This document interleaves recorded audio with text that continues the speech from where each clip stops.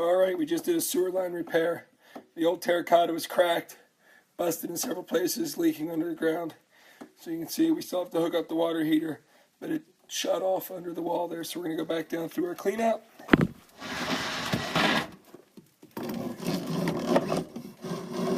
Starting right here is new PVC.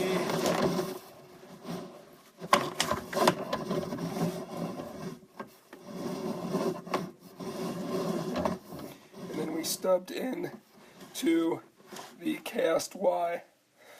Or not, I'm sorry, not the cast, the clay Y.